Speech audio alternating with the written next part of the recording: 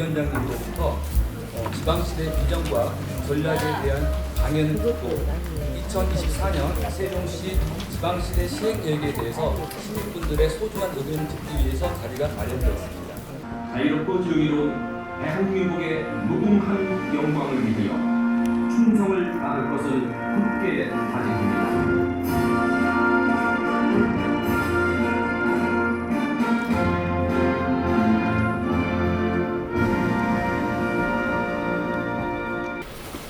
저는 우리나라가 지금부터 해결해야 할 문제는 이런 문제라고 생각합니다. 균형 발전 문제, 지방 성장 문제, 저출산 문제라고 생각합니다. 연초에 저는 곰곰이 5월 한 해를 설계하면서 이런 생각을 해봤어요. 우리가 각종 인프라를 구축하기 위해서 철도다, 공항이다, 몇 조 원을 쓰지만 인구가 소멸이 되는 그 시설이, 그 모든 시설이 무슨 의미가 있겠나. 그래서 나름대로는 우리나라 인프라 중에 인프라는 인구다. 그리고 저는 아이들이 인프라 중에 최고의 인프라다. 이 인프라가 없이 아무리 철도를 만들면 쓸 인구가 없어지는데 무슨 의미가 있겠나라는 생각을 합니다. 이런 국가적으로 이 지방 소멸, 저출산 문제를 정말 인프라 중에 가장 시급하고도 그리고 중요한 인프라로 우리가 받아들이고 거기에 대한 투자와 예배를 해야 된다고 생각을 합니다.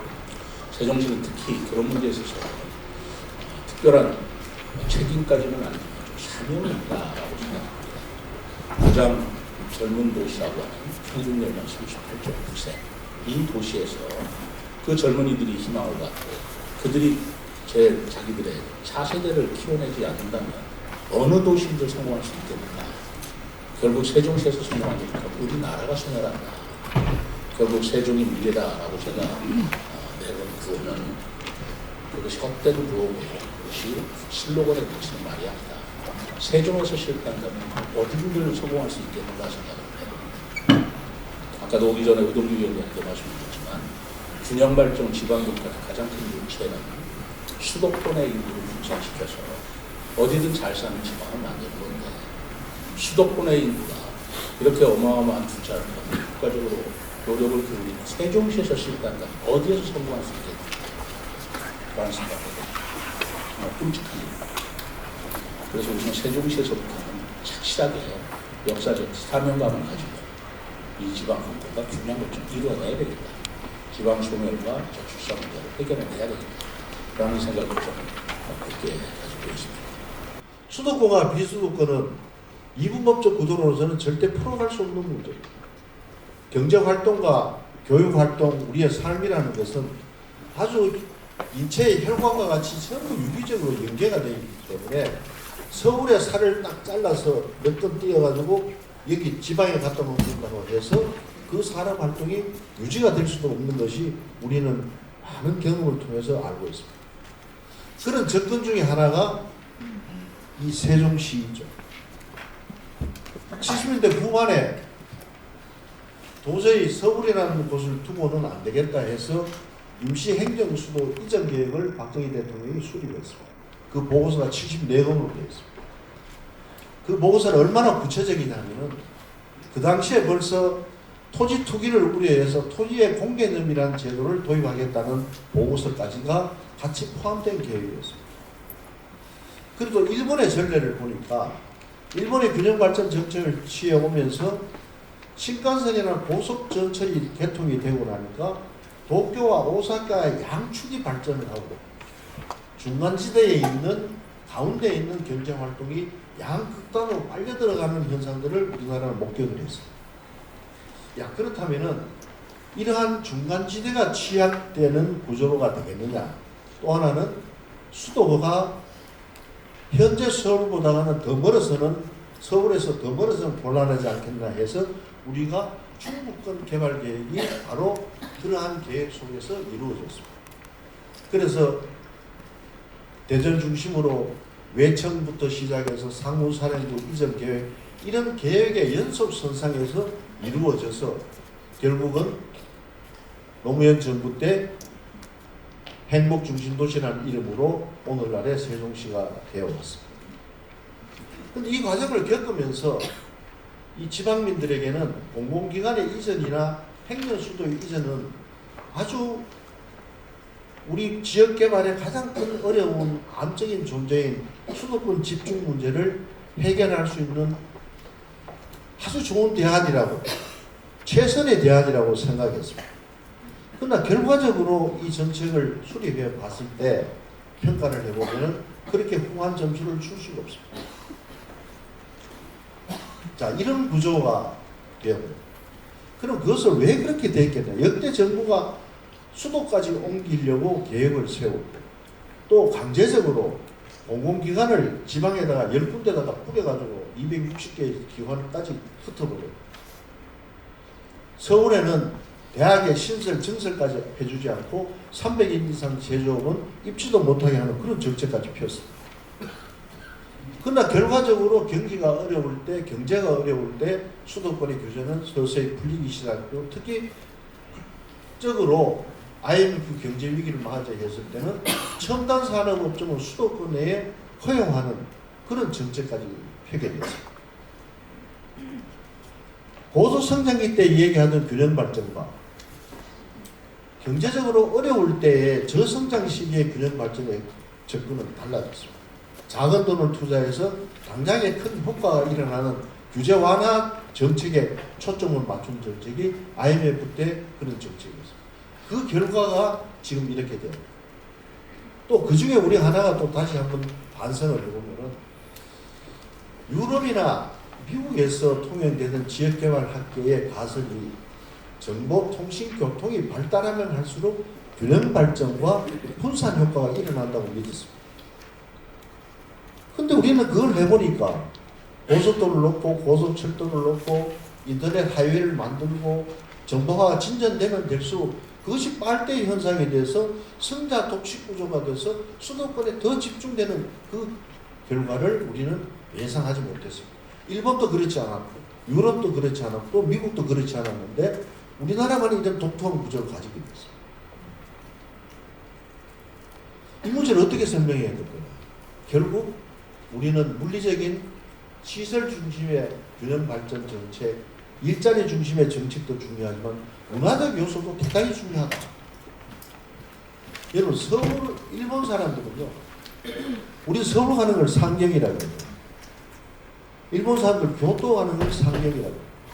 도쿄 가는 것을 하경이라고 해요. 하경. 우리가 근본적으로 차이다.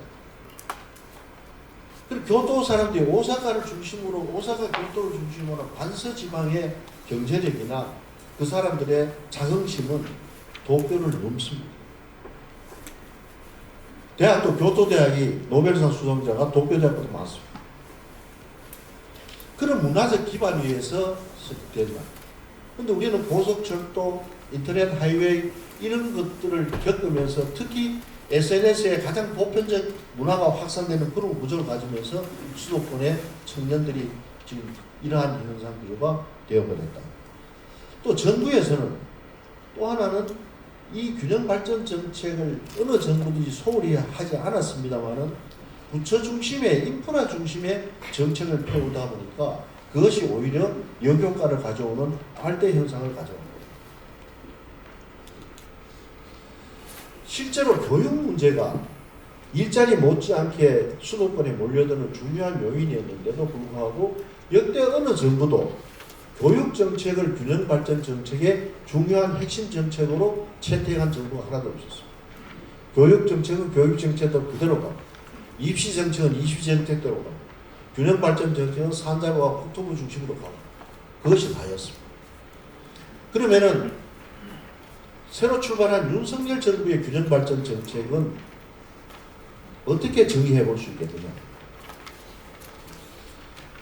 인프라 중심의 시설 중심의 균형 발전 정책이라기보다는 기회의 공정성이라는 측면에서 접근을 하고 있고, 중앙정부 주도적 정책이 아니라 지방정부 주도적 정책으로 해보겠다. 그리고 이 정책들을 범정부적으로 접근을 해보겠다. 그래서 우리가 만든 것이 지방시대 종합계획인데, 지방시대 종합계획의 가장 중요한 툴 하나는 지방분권이고 하나는 균형발전. 지방 분권을 통해서 과도하게 집중된 중앙 권력의 공정성을 확보하고 균형 발전을 통해서 공간적 정의, 공간적 균형 발전, 공정성을 가져오겠다는 정책입니다. 그 중에서 원래 5개년 계획으로 수립돼도 우리나라에는 경제개발 5개년 계획 이후에 우리나라 정부의 중장기 계획이 없었습니다. 처음으로 중기 계획으로서 국가 계획으로 수립된 것이 지난 10월 30일 날 국무회에서 통과된 오늘 여러분들의 의견을 묻는 지방시대 종합계획이 국가의 중장기 계획으로 자리했게 되었습니다. 지금까지 우리나라에서 만드는 계획의 대부분은 중앙정부 주도로 지방의 의견을 듣는 수준에서 계획을 수립했습니다마는 이 계획은 지방이 만든 계획을 중앙정부가 지원해 줄 수 있는 역량의 범위 내에서 받아들여 줍니다. 또 지방정부와 지방정부를 엮은 광역권 계획, 이 지역으로 말하면 충남과 대전과 세종을 아우르는 충청권 계획입니다.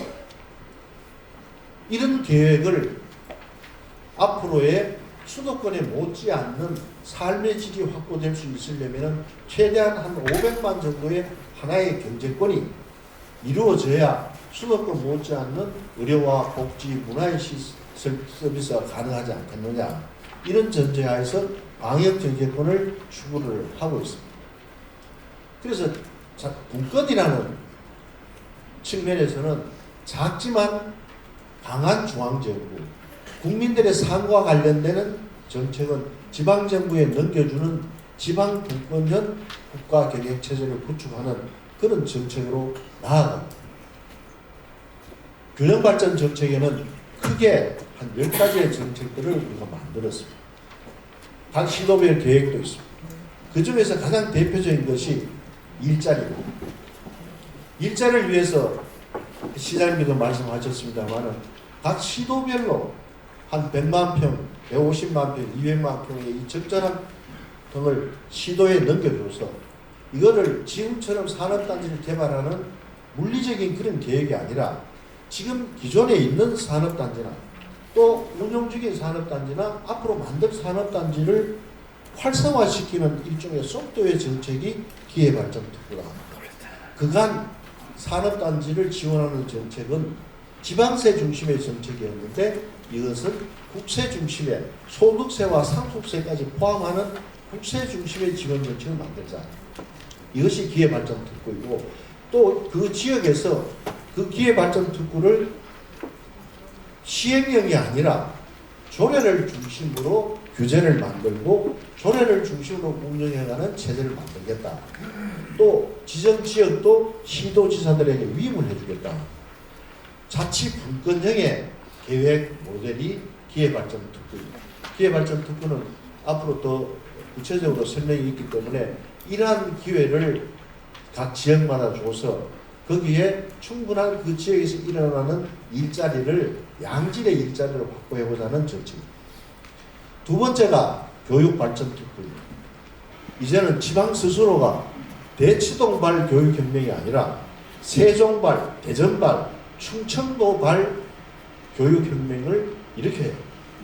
이것은 우리 스스로가 할 수 있는 권한을 이 권한을 활용해서 우리 지역 아이들을 키우고 우리 지역 아이들이 이 지역에서 정주할 수 있고 정착할 수 있는 체계를 만들어야 됩니다. 어느 지역에서는 이런 후회를 하고 있습니다. 서울에 기숙사 지어주고 지원해줘서 서울에 공부시키러 보냈더니만 영영 돌아오지도 않고 연어가 될 줄 알았는데 여기 가버렸거든요. 지방은 소멸의 위기예요. 전국적으로 어느 지역에는 22% 학생을 그 지역 학생으로 뽑아요. 그래서 이번 교육발전특구에서는 이러한 것을 지방 스스로가 대학과 교육청과 시도가 협약을 맺어서 이런 체계를 함께 움직인다면 예를 들어서 의학계열 학과를 한 3년 동안 80%까지만 올려준다면 이 세종 충청권의 고등학생들의 교육 생태계가 완전히 달라집니다. 인구가 줄어드는 지역에 집을 하나 더 가지게 되면 1가구 2주택에서 면제시켰죠. 옛날에 별장이라고 했습니다만 별장이 아니라 일종의 이제는 4도 3총. 아마 다음 대선 때 주는면 일주일 나흘 일하겠다는 공약이 나오지 않을까 이런 기대도 하고 있습니다만은 이런 구도가 되었을 때 농어촌의 내집 깎기 프로젝트도 시행입니다. 그러려면 최소한 한 1억 전으로 해서 지방의 자기 집을 소유권을 가질 수 있는 그런 구조를 하겠다. 또 미니 관광단지를 개발해서 그렇게 내려온 사람들이 그 지역에서 돈을 쓸 수 있도록 하겠다. 그래서 이제는 정주 인구를 누리는 정책보다가 대도시에 있는 인구와 농어촌과 연계가 돼서 생활 인구를 누리는 정책으로 전환을 합니다. 지방 교부세도 생활 인구 개념으로서 배분을 하게 된 것입니다. 이렇게 하다 보면은 농지와 지금 엄격하게 규제하고 있는 농지와 산지를 규제를 완화를 통하고 비수도권 지역의 그린벨트도 과하게 규제 완화를 통해서 농어촌에 활력을 가져오고 지방의 경제가 활성화될 수 있는 그런 기초를 낳겠다는 것이 지방시대 종합계획의 전체적인 특징이고 틀입니다. 오늘 세종시 편을 여러분들이 한번 들어보시고 또 여러분들의 의견을 적극적으로 개진해 주시면은 매년 시행계획을 수립하도록 되어 있습니다. 2024년 계획은 2월 15일까지 세종시가 다시 1년치 계획을 수립하면은 그것을 예산에서 25년 예산에서 반영을 하고 하는데 이 계획을 수립하는데 시민 여러분들의 적극적인 참여와 동참이 필요합니다. 지방정부에서 준비가 되면 범위 내에서 공적 범위 내에서 신청을 하고 지방시대위원회에서 심의돼서 의결만 된다면 모든 14개 광역지자체에서 다 선정이 될 수 있습니다. 그러니까 과거 저희가 기회발전특구를 설계를 하면서 과거 공모제도, 지금도 이제 공모제도가 있지 않습니까? 공모제도를 하다 보니까 각 지역에서 다 능력이 있는데 행정적으로만 이제 공모로 경쟁을 하다 보니 지역별로 막 너무 불필요한 소모도 있고요. 또 지역에서 다 할 수 있는데 또 배제되는 이런 것들도 있어서 지방시대에 있어서 잘 검토를 해주셔서 이건 공모제도로 하는 게 아니라 준비되는 지자체별로 일정 범위 내에서는 다 할 수 있는 거여서 세종시에서도 준비만 잘 하시면 또 잘하셔서 성공 사례를 만들어내 주신다면 오롯이 확장돼서 진정한 지방시대에 기여할 수 있는 그런 제도가 되지 않을까 그런 생각을 합니다. 수도권 인구 비중은 점점 더 수도권으로 옮기고 지역의 인구는 줄어들고 있죠. 그래서 지방은 소멸 위기에 직면돼 있습니다. 또한 촌대 기업의 수도권 집중 현상은 가속화되고 있습니다. 그래서 기회발전 특구를 통해 기업들이 지방 투자 의사결정에 영향을 줄 수 있을 정도의 파격적 획기적 인센티브를 지역에 제공을 해서 기업들이 지역에 투자를 하고 양질의 일자리가 지역에서 만들어지면 지역에 이런 인구도 늘고 또 청년들도 거주할 수 있는 그런 취지에서 개념은 지방의 기업이 대규모 투자 유치를 위해 규제 특례, 세계 재정 지원, 정부 여건 개선 등을 패키지로 지원하는 구역이고요. 대상 지역으로는 비수도권 및 인구 감소 지역이나 접경 지역에 해당하는 수도권 일부로서 신길지나 기존일지 등 모두 가능합니다. 먼저 특구 위치도 지방 정부가 기업 투자 수요를 바탕으로 입지를 자율적으로 선정하도록 되어 있고요. 위치 대상 기업을 보셔도 지방 정부가 해당 지역의 전략 산업이나 특화 산업 등을 고려해서 지역의 발전 전략에 부합하는 기업을 유치하는 걸로 되어 있습니다. 수도권 기업이 수도권 내 부동산을 처분한 이후에 기회발전 특구로 이전할 경우에 양도차익, 즉 수도권에서의 부동산을 처분했었을 때 양도차익이 생길 텐데 그때 소득법인세를 특구 내에서의 취득부동산 처분 시까지 그러는 세금을 이연하는 제도가 들어가 있고요. 그 다음에 기회발전 특구 내에 가업 상속했었을 때의 사후관리 여건도 완화되는 내용이 포함되어 있습니다.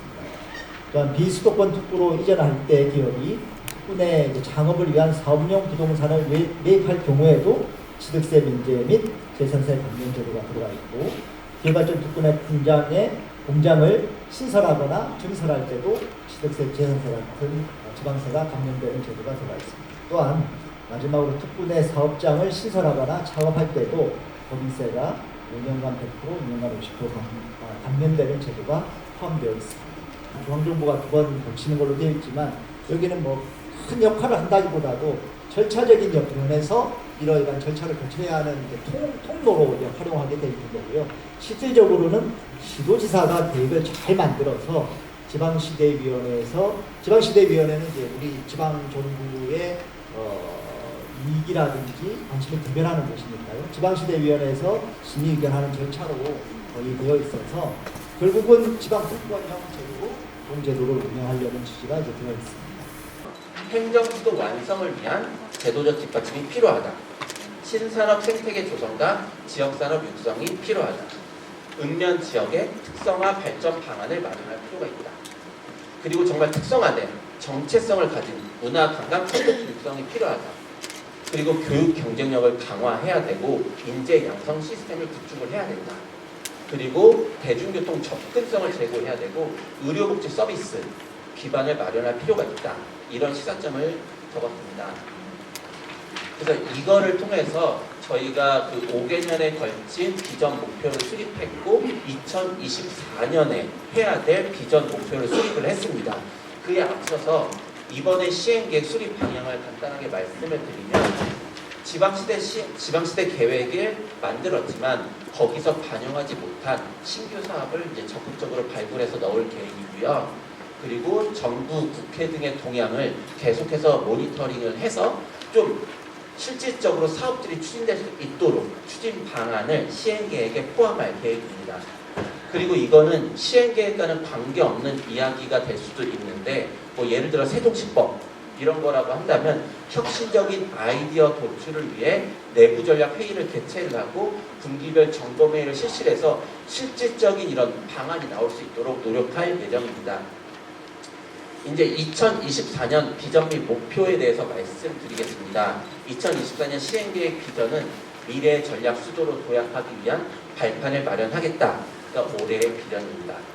그리고 목표 1, 2 이런 것들은 이제 지방시대 계획의 목표고요. 그 아래 회색이 저희 이번 2024 시행계획의 좀 세부적인 목표들입니다. 지방시대를 선도하는 행정수도 관련해서는 24년에는 실질적인 행정수도로서 법적 기반을 마련하겠다. 대표적으로는 세종시법 전면 개정을 할 계획입니다. 두 번째 목표는 미래를 이끌어갈 인재 양성 도시를 만들겠다. 그래서 지금 항상 라이스 체계라고 하는 지역 혁신 중심 대학 지원 체계를 교육부에서 적극적으로 추진하고 있는데 그에 대한 추진 체계를 마련하고요. 올해 이제 공동 캠퍼스를 계속해서 짓고 있는데 5개 학교가 개교할 예정입니다. 차질 없이 개교를 할 예정이고요. 그리고 아까 위원장님께서 세종형 교육발전 특구에 대해서 많이 말씀해 주셨는데 세종형 교육발전 특구 계획을 마련하고 지정을 받을 예정입니다. 교육발전 특구는 아까 뭐 초, 중, 고 학생 비율을 말씀을 드렸지만 이 교육 수요자의 입각한 그런 우리 교육 체계가 지금 세종시에 이루어지고 있느냐라는 거에서 저는 약간 의문이 듭니다. 그래서 정말 세종시 그 학부모의 수요자에 맞춘 교육발전 그런 모델, 세종형 모델을 만들고 발전시켜 나갈 필요가 있을 것 같습니다. 세 번째 목표는 도시와 농촌이 함께 발전하는 지능형 가족 도시인데 일단 저희 시에서 중점적으로 추진하고 있는 것이 양자, 사이버 보안 기회발전 특구 이런 것들에 대한 차세대 동력 확보를 위해서 미래 신산업을 육성할 예정입니다. 그리고 기존에서 계속해서 추진하고 있었던 모빌리티 거점 도시로 이제 육성할 예정이고요. UAM 등 그리고 스마트시티 국가 시범도시 선도지구 설계를 할 예정입니다. 그리고 네이버 데이터 센터를 필두로 해서 좀 데이터 기반 행정 활성화를 할 예정입니다. 그리고 일자리를 창출하기 위한 세종 대전 경제자유구역 지정이라든지 일자리 경제진흥원 등을 설립할 예정입니다. 그리고 도농 복합 개발을 위해서 읍면 지역 특성을 반영한 올해의 10개소의 미래 마을을 조성할 예정이고요. 그리고 경부선 역따라 예술마을을 조성할 예정입니다. 그래서 연동면 같은 경우는 뭐 미술마을 이런 식으로 조성할 예정이고요. 그리고 KTX 세종역 설치 등 광역 교통 체계를 구축하고 대중교통 중심 도시를 위한 기반을 마련할 계획입니다. 그래서 지금 2만 원 정액권을 가진 이응패스라든지 환승 시스템 구축 이런 것들을 추진하려고 계획하고 있습니다. 네 번째 목표는 한글과 문화가 살아 숨쉬는 새로운 유산의 도시입니다.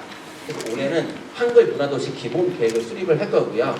비단강 극비 프로젝트 계획을 수립을 하고 그와 연계한 다양한 축제 행사 작년에 맛배기를 했었죠. 그거를 좀 더 제대로 해서 좀 세종시만의 정체성을 확립할 예정입니다. 그리고 저희가 정부 세종 컨벤션 센터가 있습니다. 그런데 대규모 행사를 유치하기에는 턱없이 부족합니다. 그래서 제2공공 컨벤션 센터 건립이나 마이스 시설을 조성하겠다는 건 아니고요. 조성을 위한 기반을 마련할 예정입니다. 그리고 중부권 의료복지를 위해서 중입자 가속기 암치료 센터 조성을 추진하고 공공보육 서비스 강화를 위한 여러 가지 정책을 추진할 계획입니다. 윤석열 정부의 지방 목표는, 국정의 목표는 대한민국 어디서나 잘 사는 지방시대를 만드는 거예요. 그런데 우리가 이런 목표를 역대 정부가 다 가지고 있었습니다. 그리고 국가 균형 발전을 시작한 게 1983년을 저는 기점으로 보는데 수도권 정비개혁법을 만들었거든요. 지금 벌써 41년이 됐고 또 지방자치가 부활해서 지방분권을 우리가 시작한 지도 32년이 됐습니다. 91년으로 치면. 그런데 역대 정부마다 다 열심히 노력은 했어요. 그런데 지금 와서 우리가 성적표를 보니까 그렇게 기대에 미치지 못한 거죠. 인구도, 경제도 수도권의 50% 이상이 다 집중되어 오히려 더 심해졌고요. 저는 더 심각하게 보는 것이 흐름인데요. 이 예출금, 돈의 흐름의 80% 이상이 수도권에서 이루어집니다. 게다가 정보의 질과 양, 정보를 수신하고 발신하는 90% 이상이 수도권 내에서 이루어지는 거예요. 그러다 보니까 격차가 점점 심화됐습니다. 그래서 저희들은 이렇게 된 원인을, 몇 가지 원인을 평가하고 성찰해서 지방시대 종합계획을 새로 만들게 된 겁니다. 이를테면 아까 말씀 나왔습니다만은 그동안의 균형 발전이 주로 하드웨어 중심, 시설, 물리적 시설 중심으로 됐기 때문에 시설은 갔는지 모르지만 사람이 따라가지 않았다. 그래서 이걸 어떻게 소프트웨어 중심, 교육, 인재 육성, 인적 자원 개발 이런 중심으로 전환을 해야 되겠다. 두 번째는 이 그동안의 균형 발전 또는 자치분권도 마찬가지입니다만은 이게 하향식으로 이루어졌다. 중앙정부가 중심이 돼서 하향식으로 이루어졌다. 그래서 이거를 지방정부 중심으로 해서 상향식으로 가야 되겠다. 이제 이런 전략의 수정이 있었고요. 또 여러 가지 지금 지역이 필요로 하는 정주 여건 개선.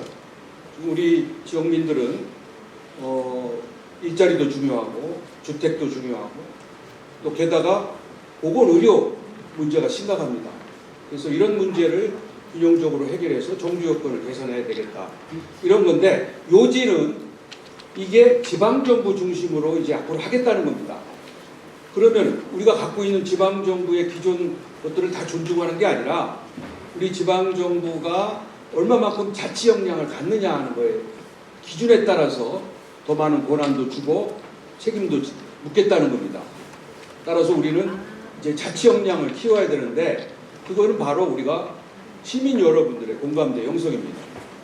그래서 우리가 지방시대위원회를 만들어서 세종시위원회를 만들어서 우리 스스로 계획을 짜서 중앙의 지방시대위원회에 우리가 올리는 그런 상향식 방법을 이제 만들어가고 있는데 중앙에서 파견되어 있는 특별지방행정관서들이 여기 많이 내려와 있습니다. 지방국토관리청이라든지 세무서라든지 이런 게 지금 거기 빠져 있어요. 그래서 과연 전체적으로 이 특별지방행정관서는 2개 시도, 광역자치단체, 3개 시도 이래 한 개씩 나눠져 있거든요. 그래서 전체를 하려면 이 특별지방행정관서를 흡수를 해야 되는데 그걸 어떻게 할지 지금 여기에 메가시티 안에는 들어있지 않습니다. 그래서 광역행정이 과연 잘 이루어질지 이게 좀 의문이 되고요.